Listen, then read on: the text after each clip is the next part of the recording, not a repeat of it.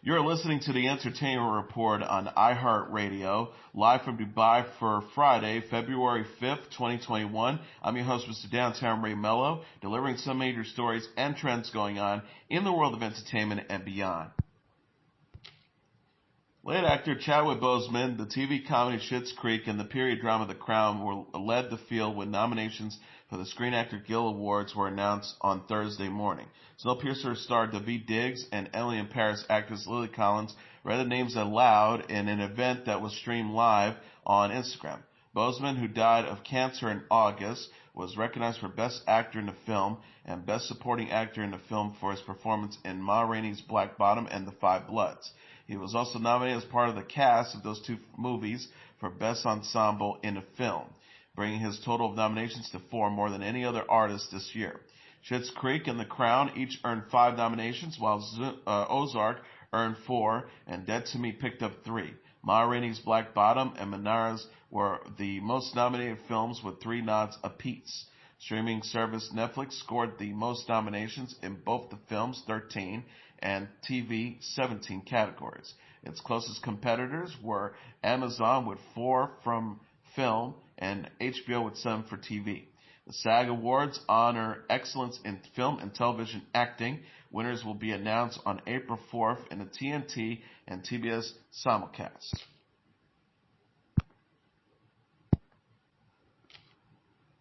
Academy Award nominated Green Book and Lord of the Rings star Viggo Mortensen makes his directorial debut with Falling, which he also wrote. Although Mortensen's script was fictional, he said he drew on events from his family's life, including parents coping with dementia. He dedicated the film to his brothers Charles and Walter Mortensen for that reason. Mortensen told UPI in a recent Zoom interview, "There are some elements that are reminiscent of things they would remember. It was out of respect for them that I dedicate it to them."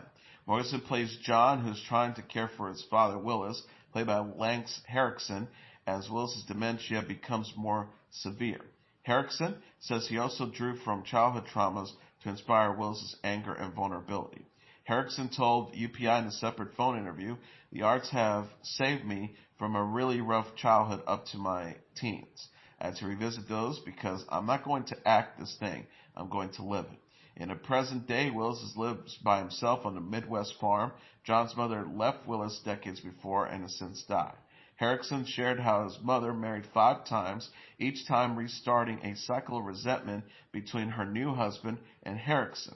Henriksen says, "Every time she married, I had to get into a Catholic school, a boarding school, or it was the Norwegian children's home. It was getting rid of the little pig-headed bastard, which was me." Willis was resentful of his wife and children before he had dementia. Now he still lashes out at John for being gay and having an Asian husband, and Willis's wife cheats on him. Henriksen says he's living alone on a farm with all his regrets and all his stuff and slipping into a dementia as well. It's a conundrum. Henriksen said acting gave him an outlet to process his childhood traumas. Willis is reminding him of his mother's siblings, aunts and uncles who did not have such an outlet. Many of Henriksen's granduncles died of drug overdoses, he said. The 80-year-old actor said he resurrected his childhood feelings about that era in his performance. Henriksen says, "It was my secret. I wasn't laying it out, but I'd come to terms with a lot of that stuff." Mortensen says that he was also familiar with men like Willis's, who resist John's assistance. His dementia further complicates his attitude because he is not entirely aware how much help he needs. Mortensen says he's a man of that generation. You're not supposed to seem like you're not in control. You're not supposed to show emotion and so forth. Mortensen said he finished writing Fallen in 2017 and spent 2 years trying to find finance. He co-starred with Henriksen in the 2008 Western Appaloosa and later thought of him for the role of Henriksen. Production on Fallen began in 2019 as Green Book was enjoying awards recognition. Mortensen, who was nominated for an Academy Award for Best Actor, said attending award shows distracted him from pre-production, but he wanted to show his gratitude. Mortensen says, "If you're nominated, you should show up. I'm glad that season was over. To be honest with you, that I can now just fully focus on what we're doing." Fallen opens in theaters and is available on video on demand on Friday. Rodgers and Hammerstein's Cinderella starring Brandy in the title role is coming to Disney Plus on February 12th, Disney announced on Thursday. Rodgers and Hammerstein's Cinderella originally aired in 1997 as part of ABC's The Wonderful World of Disney. The film earned 7 Emmy Award nominations and was celebrated for its diverse cast and songbook. Whitney Houston starred as Cinderella's fairy godmother and was joined by Whoopi Goldberg, Victor Garber, Natalie Desselle Reid, Bernadette Peters, Pablo Montalban, Jason Alexander, and Vivienne Cox. The film features songs Impossible, In My Own Little Corner, 10 Minutes Ago, A Lovely Night, Do I Love You Because You're Beautiful. Robert Iskov serves as director with the script written by Robert I. Friedman and choreography by Rob Marshall. Houston, Deborah Martin Chase, Craig Zadan, and Neil Murren served as executive producers. Chris Montan was a producer with Robin Crawford as assistant producer. Emma Corrin, who was nominated for a Golden Globe and SAG Award this week for her performance in The Crown, will next star in Amazon Studios' film My Policeman. The studio announced Thursday Corrin will share the screen with pop music star and Dunkirk actor Harry Styles in the romantic drama, which takes place in the 90s. Rob Nitzwainer is writing, with Michael Grandage will be directing the adaptation of the Bathan Roberts novel of the same name. The story is about how Tom and Marion's lives are upended by the arrival of elderly Patrick, a man from their past. NBC said Thursday its new police procedural Law & Order Organized Crime starring Christopher Meloni is set to debut April 1st. Meloni tweeted, "Well, I think it's official now. So see you in April and May, and the series premiere will be a 2-part hour Law & Order television event," NBC said. The first part of the story will be told on Law & Order SVU, then we'll continue with the first episode of Law & Order Organized Crime. The episodes will reunite Maloney's character, New York Police Department Detective Elliot Stabler, with his former partner, Captain Olivia Benson, played by Mariska Hargitay. Maloney played Stabler for the first 12 seasons of SVU. The new series follows him as he returns to the NYPD to battle organized crime after a devastating personal loss. Hargitay has been on SVU since its first season. It is now in its 22nd season. Bones and Agents of S.H.I.E.L.D. alum Tamara Taylor confirmed she's joined the cast of Organized Crime earlier this week. American Horror Story and The Practice actor Dylan McDermott will announce his casting on the show last week. Starz said Thursday it's ordered its 8-part drama called The Serpent Queen, based on the Leone Frida book, Catherine the Medici, Renaissance Queen of France. No casting has been announced yet. Working behind the scenes on the series are writers and executive producer Justin Haith and executive producers Francis Lawrence and Erwin Stoff. Stacey Passon, whose credits include Transparent, Dickinson, and Billions, will direct multiple episodes, including the first one. Christina Davis, the cable network's president of original programming, said in a statement, "The Serpent Queen may be the most cunning account of one of the most influential women ever to wear a crown. We are thrilled to be working with such an incredibly talented team who will give this series a modern voice among a sensational historical backdrop." Starz is also the home of the historical dramas The White Princess, starring Jodie Comer, and The Spanish Princess, starring Charlotte Hope. A series about Eleanor Aquitaine is also in the works. Oscar-winning actress Renee Zellweger has signed on to star in and executive produce an NBC 6-part series, The Thing About Pam. Zellweger is known for her roles in Judy, Chicago, Cold Mountain, Nurse Betty, Bridget Jones' Diary, and Jerry Maguire. Jessica Brzezinski, whose credits include House of Lies and Unreal, will write The Thing About Pam and serve as a showrunner. The series is a collaboration from Blumhouse Television, NBC News Studios, and Zellweger's Big Picture production company. Brzezinski said in a statement Thursday, as someone who has missed an episode of Dateline in 10 years, what immediately stood out to me about Pam and other true crime stories is that while on its surface it has all the twists and turns of a thrilling whodunit murder mystery, it's really a character story at its heart that reflects in a profound way the American landscape back to us. The Thing About Pam is inspired by the real-life 2011 murder of Betsy Faria, a woman whose husband, Russ Faria, was found guilty of the killing. but he insisted he did not take her life until his conviction was overturned. NBC said in a news release, this brutal crime set off a chain of events that would expose a diabolical scheme deeply involving Pam Hupp, played by Zellweger. Netflix is giving a glimpse of the new series Behind Her Eyes. The streaming service shared a trailer for the miniseries Thursday, featuring Simona Brown as Louise, a single mom who begins an affair with her new boss, David, played by Tom Bateman. The preview shows Adele falling for David, who also develops a friendship with David's wife, Adele, played by Eve Hewson. Louise is drawn into a dark and twisted love triangle with the couple. Official login reads, a single mom enters a world of twisted mind games when she begins an affair with a psychiatrist boss while secretly befriending his mysterious wife. Behind Her Eyes is based on the Sarah Pittenborough novel of the same name. The TV series is created by Steve Lightfoot and directed by Eric Reichert Strand and co-star Robert Aramayo. Behind Her Eyes premieres February 17th on Netflix.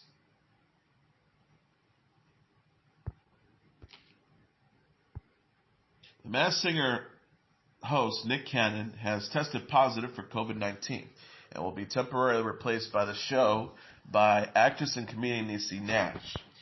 Nash, a rep for Fox, which airs The Masked Singer, confirmed Wednesday to Entertainment Tonight that Nash will fill in for Cannon in the first episodes of Season 5, which begins production on Thursday. Cannon's rep told Variety that the actor and television personality is quarantining and resting as he recovers from COVID-19. Fox expects Cannon to return to The Masked Singer later in the season. The Season 5 is slated to premiere in March. Jenny McCarthy, Nicole Scherzinger, Ken Jeong, and Robin Thicke will return on the judges panel. Nash was a guest judge in The Masked Singer Season 4 and also appeared on the companion series I Can See Your Voice, hosted by Jeong. Nash is known for playing Rainisha Williams on Reno 911 and Denise Sims on Claws. The Masked Singer spin-off The Masked Dancer is in its debut season on Fox. The show is hosted by Craig Robinson and features Jeong, Paul Abdul, Brian Austin Green, and Ashley Tisdale on the judges panel. Jojo Siwa shared the story behind her coming out during an appearance on The Tonight Show starring Jimmy Fallon. The 17-year-old dancer and YouTube personality spoke to Jimmy Fallon on an NBC late night show Wednesday after coming out as gay in January. On January 20th, Siwa hinted at her coming out in a TikTok video of her dancing to Lady Gaga's Born This Way, before posting a photo January 22nd of herself wearing a shirt reading Best Gay Cousin Ever. The caption reads, My cousin got me a new shirt. On The Tonight Show, Siwa said support she received after her coming out was, quote, the most insane thing ever. The star says, literally everyone and their brother messaged me, texted me, called me, sent me an Instagram message.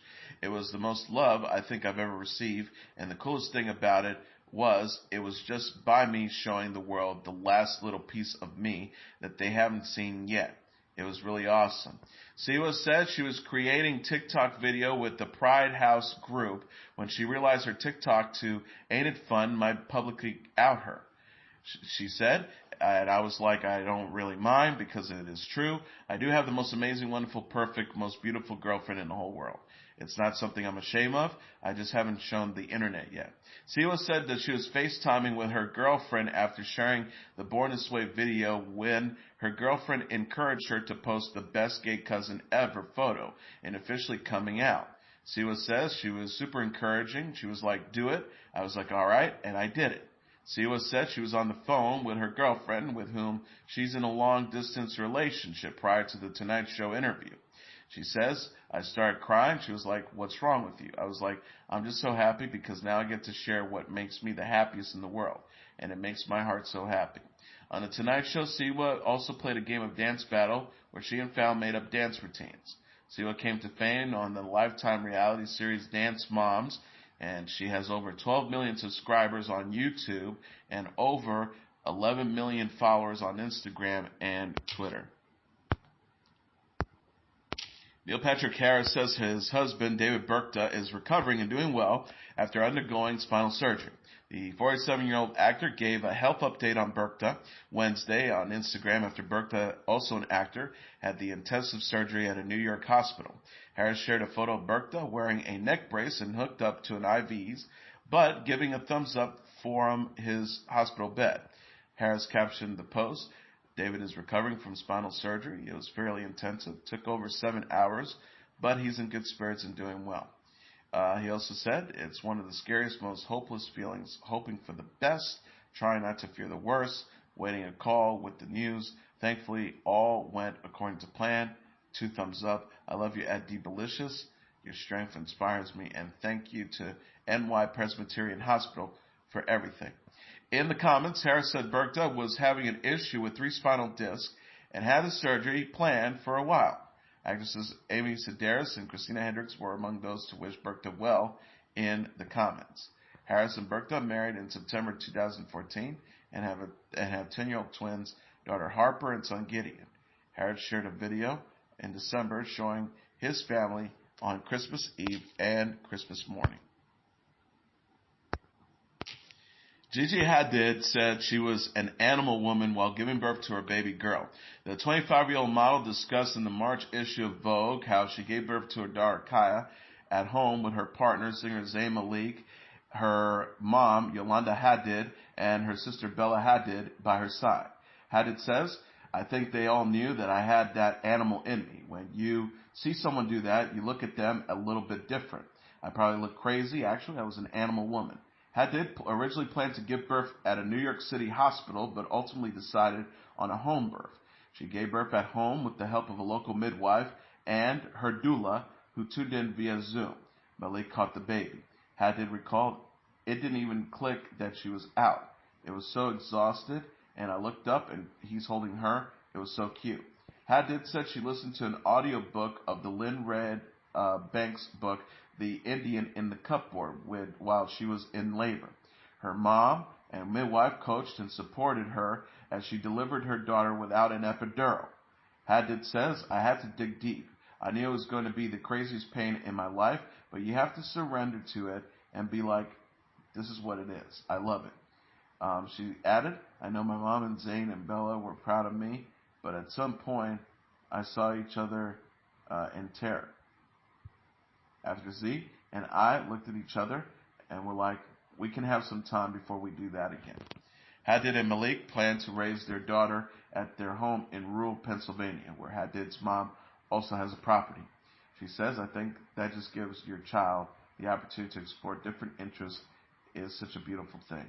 Hadid confirmed her pregnancy on The Tonight Show starring Jimmy Fallon in April and gave birth to her daughter in September. She subtly announced on Instagram her baby girl's name on Instagram in January. Morgan Wallen is no longer eligible to be nominated for the 2021 ACM Awards, the Academy of Country Music said Wednesday. The announcement came amid growing industry backlash towards Wallen, who was seen using a racial slur in a leaked video this week. The ACM said in a statement, "The Academy of Country Music will halt Morgan Wallen's potential involvement and eligibility for this year's 56th Academy of Country Music Award cycle. We have made his management arraign on this decision. The Academy does not condone or support intolerance of behavior that doesn't align with our commitment and dedication to diversity and inclusion." They also added, "In the coming weeks, the Academy will expedite the offerings of long-planned diversity training resources for our ACM membership, board, staff, and, of course, country music." As a result of this unprecedented situation, the Academy will be reviewing our awards eligibility and submit process, ensuring our nominees consistently that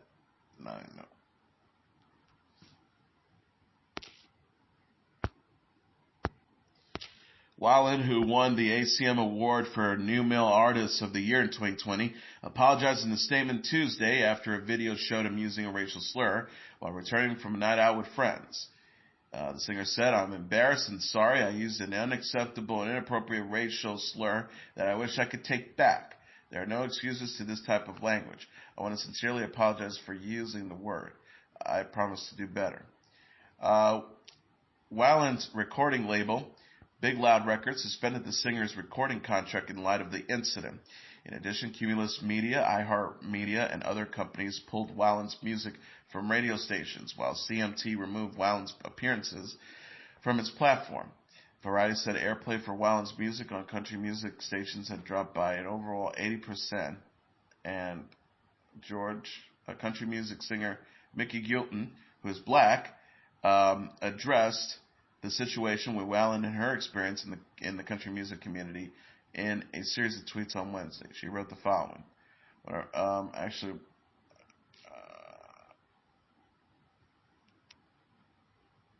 When I read those comments saying this is not who we are, I laughed because this is exactly what country music is.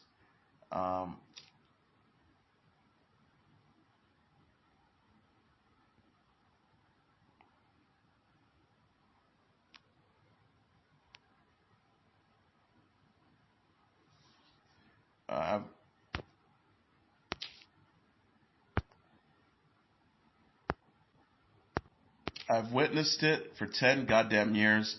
You guys should just read some of the vile comments hurled at me on a daily basis. It's a cold hard truth to face, but it's the truth. She added, "I love country music so much. There are amazing people in this genre behind the scenes and in front of the cameras that have kept me sane all these years. Those are the people we must keep reminding ourselves are out there and worth supporting and listening to." She concluded, "And lastly, I do not believe in cancel culture. Watching anyone fall from grace is a terrible thing to see. People must all be given a chance to change. Morgan must feel the weight of his words, but completely throwing someone away is detrimental to anyone's mental health."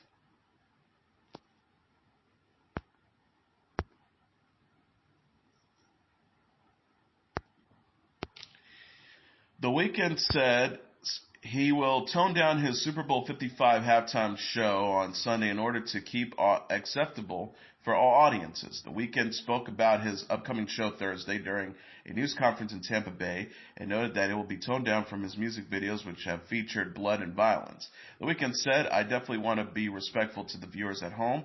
I will still incorporate some of the storyline. It's a cohesive story I've been telling throughout this era and throughout this year. So the story will continue, but definitely will be keeping it PG for the families." The Weeknd also confirmed that he will be using the stands at Raymond James Stadium for his performance. He says, "We kind of built the stage within the stadium, and we're also using the field as well, but we wanted to kind of do something that we've never done before." Super Bowl 55, which will feature defending Kansas City Chiefs taking on the Tampa Bay Buccaneers, will take place starting 6:30 p.m. Eastern Standard Time Sunday on CBS. Eric Church, Jasmine Sullivan will sing the national anthem together at Super Bowl 55, with her performing "America the Beautiful."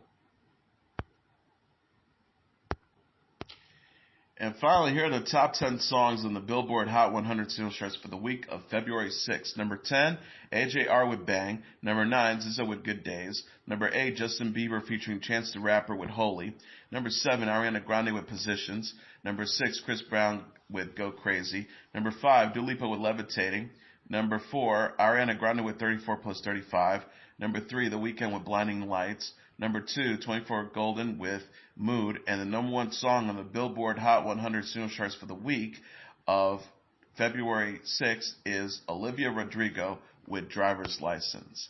And that is your entertainment report for Friday, February 5th, 2021. I'm your host, Mr. Downtown Ray Melo. I'll be back on Monday to deliver some major stories and trends going on in the world of entertainment and beyond. You can follow the show on Facebook, Twitter, or Instagram.